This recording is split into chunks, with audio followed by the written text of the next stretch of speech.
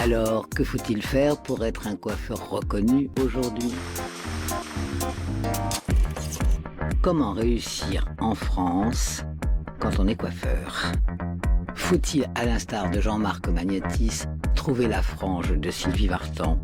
Certes, on parle là d'un temps que les moins de 60 ans ne peuvent pas connaître, mais il est normal que les coiffeurs d'aujourd'hui aient envie d'être célèbres. Alors, que faut-il, quelles astuces faut-il trouver pour séduire une clientèle qui a tellement changé?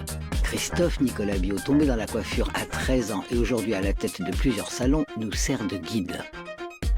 Premier coup de foudre avec ce métier, il s'est opéré à l'âge de 13 ans en accompagnant ma mère chez le coiffeur, habituel où elle allait. Et c'est vrai que ce mélange de toutes ces femmes qui parlaient avec leurs coiffeuses, leurs coiffeurs, qui racontaient leur vie, ce qu'elles allaient faire, ce qu'elles avaient fait, mélangé à des odeurs de permanentes, de lacs, de couleurs, m'a donné l'impression que c'était une forme de liberté pour partir vers l'aventure de la vie, de ce qu'était la vie. Et je ne me suis pas trompé parce que pour moi, en fait, ma vie, c'est la coiffure et la coiffure, c'est ma vie. Non. Mais je pense que les artistes, les gens qui ont un don ou quelque chose dans leurs mains, le savent.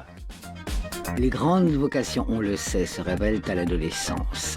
Donc, à la suite de ce coup de foudre, apprentissage, séjour à Paris, retour à Mulhouse, où il ouvre son premier salon. Parce que j'avais un succès, dans une ville de province, ça va très très vite. Hein. Vous pouvez monter très vite, vous pouvez descendre également très vite, mais quand vous montez, ça va très vite. Parce que c'est petit, donc tout se sait. Et puis vous devenez le coiffeur de la femme du maire, de la première pâtisserie de la ville, enfin bon, et voilà. Donc ça a été un très très gros succès, l'ouverture de cette maison pendant 7 ans, où j'ai raconté une histoire totalement différente de ce que les coiffeurs pouvaient faire à l'époque.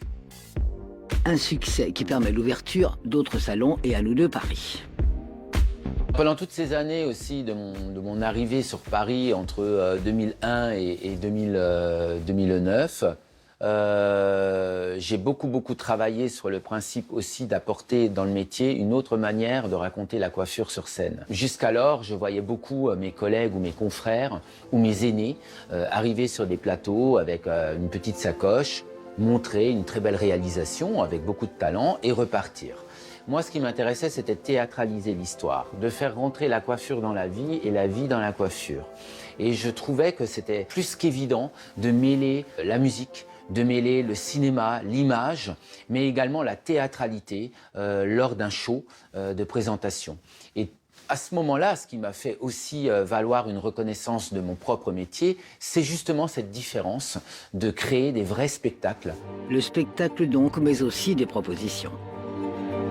Des choses différentes qui parfois pouvaient apparaître un petit peu superflues, un petit peu, on va dire, fantaisistes. Lorsque je proposais de faire des bains de jus de carotte pour les rousses, des soins au chocolat blanc ou des soins au chocolat noir. J'ai été aussi à ce moment-là le premier à proposer des soins à la poudre de nacre avec de la coquille de nacre brisée, nutri-brisée, qu'on mélangeait dans les produits de coloration et ce qui permettait, en rinçant et au moment du brushing, d'avoir toujours cet éclat et ce reflet de la poudre de nacre. Créer, étonner et surtout observer. Je cherchais, et m'est venue l'idée de regarder toutes ces femmes déambuler sur le boulevard Saint-Germain. On est en 2010, pas coiffées, des cheveux longs, raides, informes, plats, à la soi-disant parisienne, que moi je n'aime pas du tout. Je me suis dit, il faut leur proposer un service rapide, il faut leur proposer quelque chose qui ne soit pas onéreux et en même temps rapide et qui leur permette d'être coiffées et de changer de tête en un rien de temps, tout en, si ça ne leur plaît pas, redevenir elles-mêmes.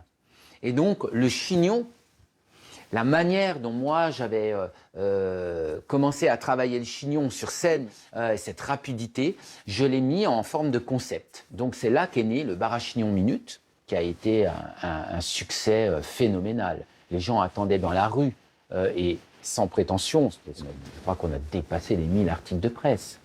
Voilà, ça a été là, à ce moment-là, oui, c'est cette reconnaissance. Elle perdure parce qu'elle est boostée en permanence par de nouvelles idées, toujours en relation avec la société, c'est la clé. Lors du confinement, ma Visiocolor, qui a été une vraie innovation, qui a permis à des femmes cloîtrées dans des contrées et des provinces profondes de me joindre par visio et puis d'avoir des conseils pour pouvoir faire leur couleur elles-mêmes à la maison alors qu'elles n'avaient jamais fait une couleur de leur vie. Donc oui, je pense que être dans cette sensibilité et dans cette adéquation avec ce qui se passe dans le monde dans lequel je vis m'aide beaucoup à faire des propositions. Comme la coupe à 7 minutes. La coupe à 7 minutes, c'est une façon de proposer aux femmes de venir se faire couper les cheveux à sec, parce que moi je suis un protagoniste de la coupe à sec, je ne coupe que les cheveux à sec, je ne les coupe pas mouillés. Je déteste ça, puisque mouiller le cheveu c'est du chewing-gum, tous les cheveux se ressemblent, et donc il n'a pas de vie. Alors que sec, il a son mouvement d'implantation, il a ses épis, et donc quand vous donnez un coup de ciseau sur un cheveu sec, vous voyez tout de suite le résultat. Quand vous donnez un coup de ciseau sur un cheveu mouillé, il faut attendre de le sécher pour voir le résultat. Donc, moi, j'ai mis en place ce concept de coupe à 7 minutes. C'est qu'aujourd'hui, les jeunes femmes ne se rendent plus chez le coiffeur. Les coiffures sont beaucoup moins importantes. Aujourd'hui, ce qui importe, c'est la façon d'être. Il y a une évolution, mais cette évolution, elle est particulièrement occidentale. D'abord, c'est un phénomène très français, porté par les Françaises. Les femmes ont une vision aujourd'hui de la coiffure qui n'est plus du tout la même que celle d'il y a 50 ans. Quand les étrangers pensent à la Française, ils pensent à une femme qui est très raffinée, très bien habillée, coiffée, maquillée. Si, la Française de l'avenue Montaigne. C'est ça qu'ils ont dans leur tête. Or, elle n'est plus comme ça, cette Française. Cette Française, elle est souvent les cheveux longs et pas très bien coiffée. Ce mode de vie où elle se fait un shampoing, où elle part les cheveux mouillés au travail, c'est ça aujourd'hui. La première des choses qu'une femme a tendance à dire lorsqu'elle vient dans un salon, c'est de dire « je veux changer de tête, mais attention, moi, je fais rien ». N'importe qui, n'importe quelle star ou n'importe quelle personnalité publique qu'on voit sur les écrans ou au cinéma, elle ne se lève pas comme on les voit. Forcément, il faut passer par une case de moment de coiffure. Or, cette case-là, elle a été totalement gommée dans le lifestyle des femmes aujourd'hui. C'est la jeunesse qui porte la tendance et la mode, quoi qu'il se passe. Donc, il faut bien observer aussi les jeunes, il faut regarder la manière dont les jeunes filles, les jeunes femmes, les lycéennes, comment elles se coiffent. Certaines ne se coiffent pas, mais d'autres ont toujours une petite idée, une petite astuce à mettre 3 barrettes sur le côté, à remonter une coque 1940 alors que ça s'était perdu. Voilà. Et c'est celle-ci qu'il faut regarder. Une ascension qui repose donc sur 5 principes de base, on l'aura compris. Condition de base essentielle quand même, les mains. Les mains, je pense que oui, c'est un outil qui parle tout seul. Moi, il m'arrive très souvent de faire des coupes sans prendre de peigne et uniquement de prendre la matière dans mes mains et de couper le cheveu. Ou, pour un chignon, de crêper la matière et ensuite de ne travailler qu'avec les mains. Et on m'a longtemps dit, mais tu as des mains de pianiste aussi. Ça ressemble un peu à ce que ma mère voulait toujours que je fasse, mais je ne l'ai pas fait. Puisque quand je me suis retrouvé dans mon premier cours de piano, le prof de piano m'a dit « Non, il faut faire de la flûte. » Du piano à la flûte, bon, comment vous dire. Donc je suis rentré chez ma mère et j'ai dit « Pas de piano et pas de flûte surtout. » Et ainsi, la musique a perdu un flûtiste, mais la coiffure a gagné un Figaro.